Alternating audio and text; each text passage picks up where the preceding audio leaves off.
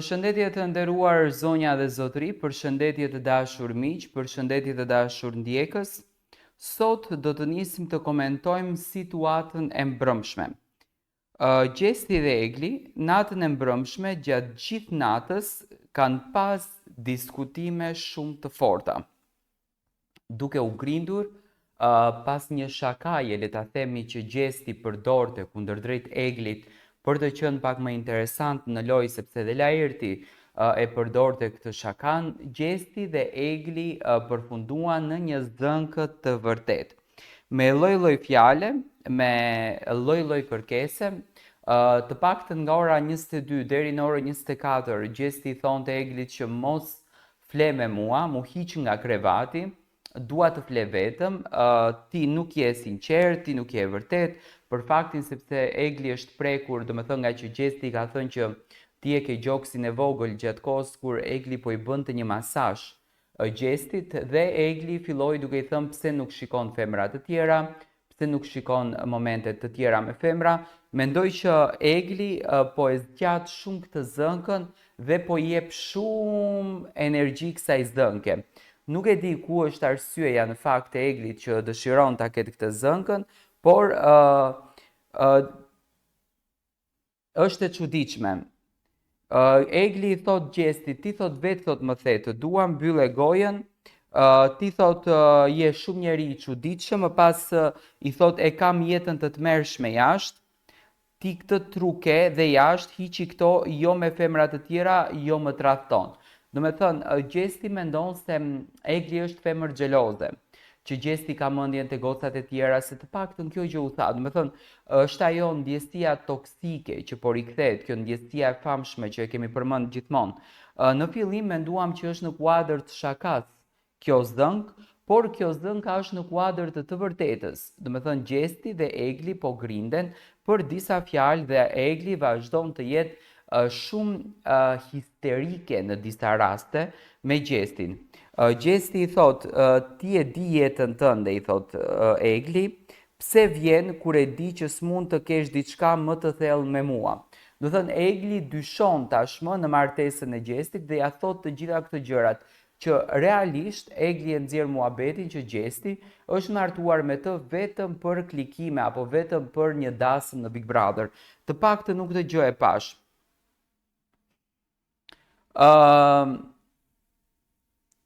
Egli vazhdon i thot Gjestit, unë t'i bëj të gjitha gjërat e tua të qarta, që ti vepron, që të lë të mos vijosh në për mendime të kota, të mos kesh ëndra kot.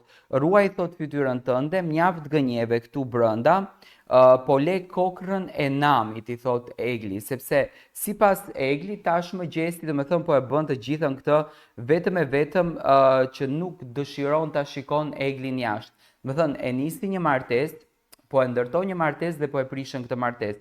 Egli i thot, turp të kesh, je i pa fytyrë për këto gjëra, dhe më pas nga këndi i Lori Kafes, pas të gjitha zënkave që u grindën, më ke qarë kokën, je mësuar të gënjej, duhet t'i premtoj vetes që nuk merrem me ty, duhet më mirë të ri larg teje, dhe më pas Gjesti shkon në dhomën e gjumit, ku Egli përsëri i thot, nëse unë të kam mërzitur të kërkoj shumë falje, sepse Gjesti i thot, dua thot të fle vetëm se jam i mërzitur.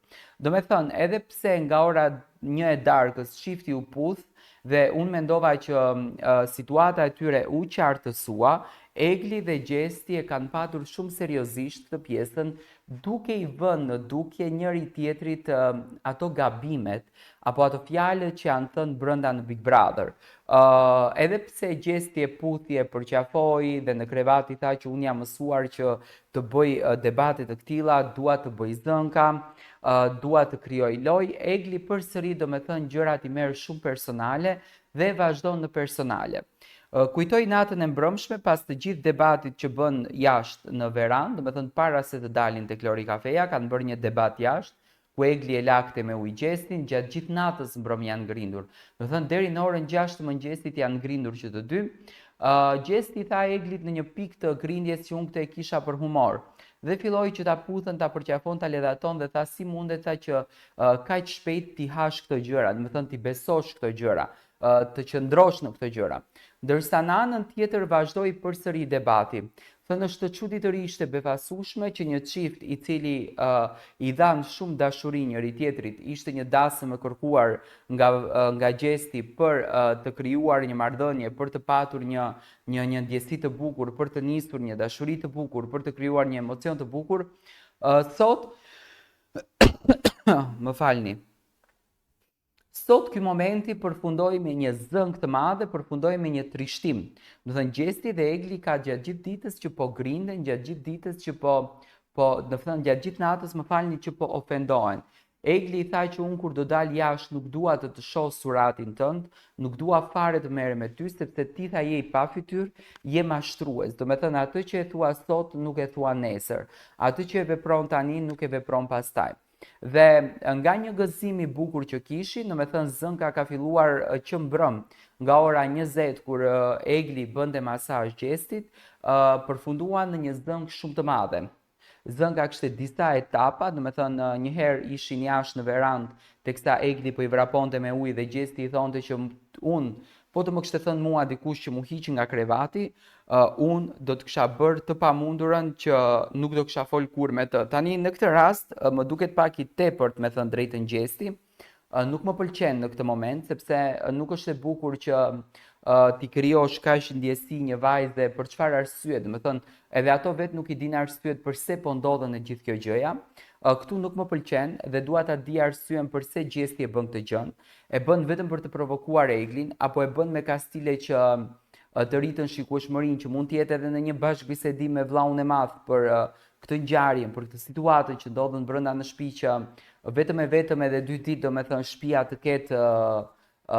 të ketë energji, të ketë debate, të ketë diskutime, të ketë shikueshmëri, ose është një ndjesi e vërtet që Gjesti e nisi me shaka, por Egli e keq kuptoi dhe vazhdoi këtë gjë. Se pastaj pas atij përqafimi, ishte Egli ajo që e vazhdoi të gjithë këtë rrugtimi, që do të thënë ti mendon për femra të tjera, ti shikon femra të tjera, ti jashtë do jesh i ktill, ti do merresh me femra, ti nuk do e kesh mendje tek unë.